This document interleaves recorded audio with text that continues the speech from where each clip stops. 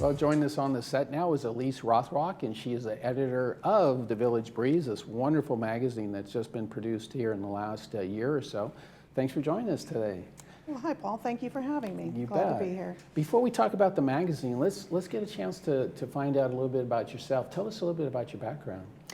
Well, I am a Midwestern transplant. I grew up in the Chicago area, and I am a graduate of Purdue University. And after my senior year, I moved out here with my now husband. We've lived here since, gosh, almost 27 years now. Wow. And I got my start in magazine publishing right here, local. It was called Fancy Publications at the time, right at the corner of Rockfield and Bake. Sounds fancy. It was dog fancy, cat fancy. Oh. This company had about 40 different specialty publications, ranging from pet care to private piloting, birding, motorcycles, all these different titles. It was a great place to work and cut your teeth and gain some experience. Right. And I've been in magazines for about 25 years. And I got word from a friend and colleague who had been working here, and her department was looking for some help, and my previous gig had ended. So I decided, I'd always known about Laguna Woods Village, and I thought it was a great place. You know, it looked beautiful, and it seemed so idyllic, and I thought this would be a great place to, What great timing for you too, because we all seen kind of print and even newspapers, they've shrunk and shrunk and shrunk, and advertising has kind of left a little bit of the print magazine business just because of online services. And then you're able to step in, and this is the perfect scenario for you, because this is something the community is really looking forward to. Well, I hope so. That's the goal. We want to make sure that we're providing vital information that residents need everything they need to know to live in the village. We want to entertain them, inspire them, share a little bit of history, share some information about what's going on in all the various departments and divisions with village management services. So everybody's kept up to date on what's going on. But a print vehicle is a great thing, and some people might think, well, with print dying, why would you do such a thing? I don't think print's dying necessarily. And the fact is that we have a lot of great platforms to communicate with the residents. We have e-platforms. We have What's Up in the Village on Fridays. We have special e-blasts that go out with important news. We have village television. But not all of our residents are receiving the electronic options, because if they haven't signed up, then they're not receiving our information, and they may not go to the website. We've gotten a lot of great feedback from people who say they appreciate having a hard print copy in their hands that they can refer to. Yeah, I was covering a meeting the other day, and someone said that they had seen it on the digital email, I imagine, that you send them, but they also were talking about how they enjoy just having this in their hand. And it's a lot easier to refer to, especially, if you just have it on the table, and then you can look up whatever you like. Plus, the information in here has become so, I want to say, consistent. You can go to a certain page and kind of color-coded them a little bit, depending on the mutual and the topic. So that's worked out pretty well. Yeah, we did that purposely, worked with a great designer who's created a beautiful product. And we have kind of organized it and coded it so that people know to look for the departments. If they have a question about resident services, or if they have a frequently asked question, they can go to the that front matter, those departments. And then we lead into the there are my covers. Beautiful, huh? Then we can lead into feature stories, and then some of the contact us, the map, some of the staples that people can use every month all the time.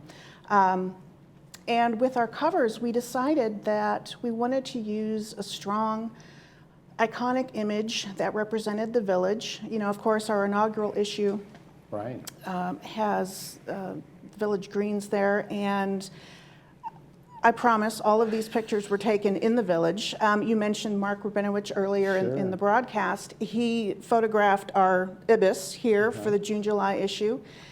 And the August-September cover is a result of our haiku contest that we ran. That is a resident who took that photo, and there's more information about that on the inside cover. Great. If people would like to look into that. So how long does it take you to kind of start this development process? So this just got out, I believe, last week.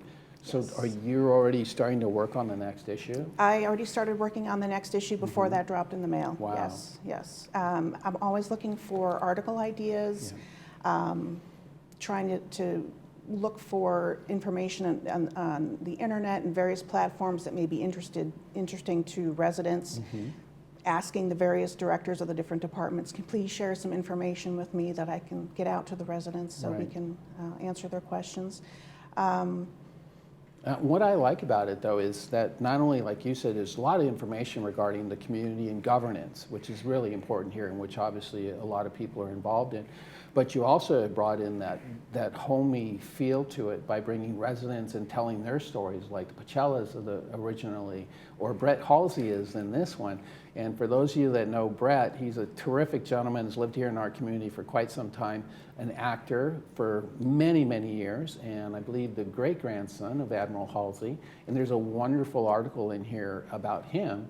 And it's the amazing things that I found working here is that you'll be in a meeting or in an elevator with somebody, and then you kind of understand, where they're coming from, or like, where they worked and what their career was like. And all of a sudden it's someone, they were with NASA, or they were a professor at Purdue or something like that. It's pretty interesting. There's so many various people here in the community. It's nice to bring it here to the page.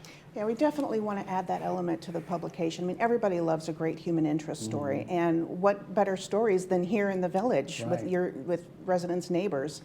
So we want to make sure we can help folks get to know their neighbors a little bit better. Absolutely.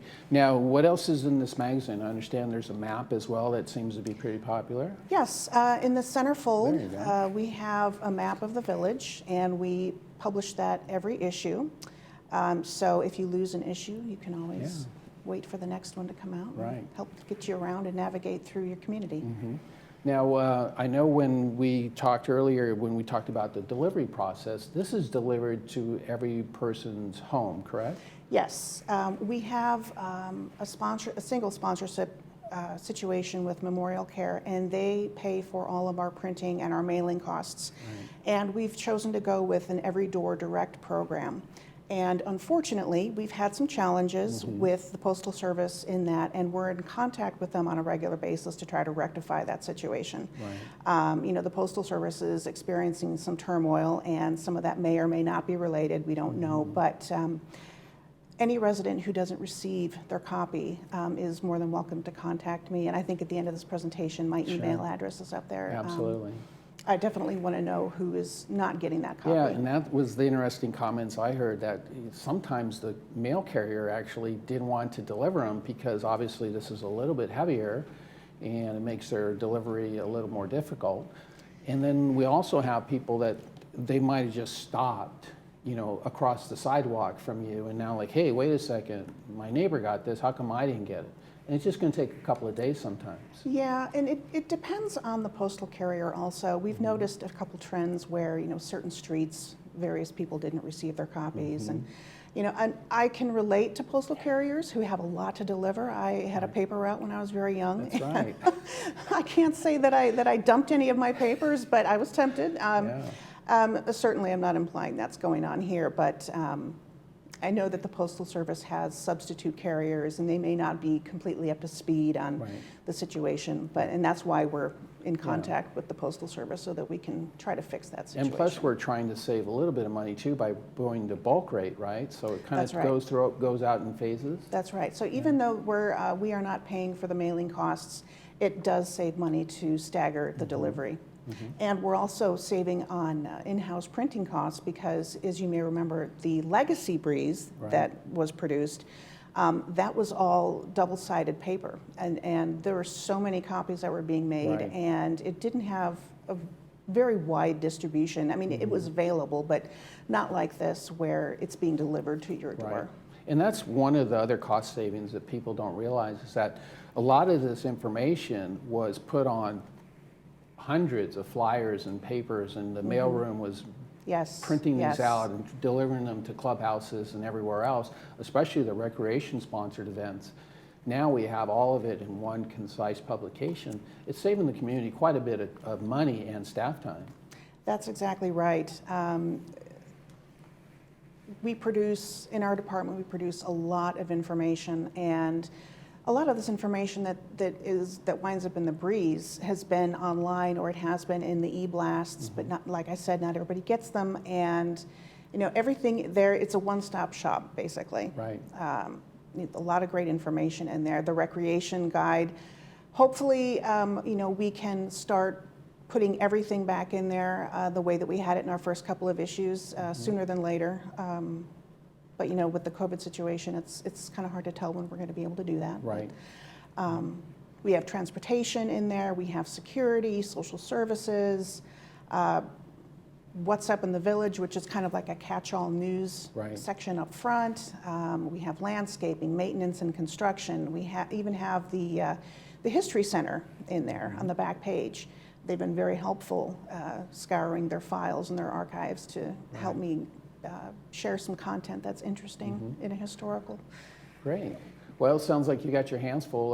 The next magazine is already starting to develop, and people can contact you or email you and kind of give you some ideas of maybe some topics that we can possibly see in future issues? Absolutely. I'm all about collaboration, and I love to get feedback from residents, constructive or otherwise. So if anybody's interested in reaching out to me, or if they have a comment or a question, they're more than welcome to email me. Absolutely. And I'll get back to them as soon as I can. Great. Well, there's the information right there. Just give her an email at ellyce.rothrock@vmsinc.org, and you'll answer some questions and maybe some topics as well. Absolutely. Thanks so much for joining us on the program. It's a very well-done magazine and been very successful, so congratulations. Well, thank you. Thank you for having me. It's been a pleasure. Absolutely.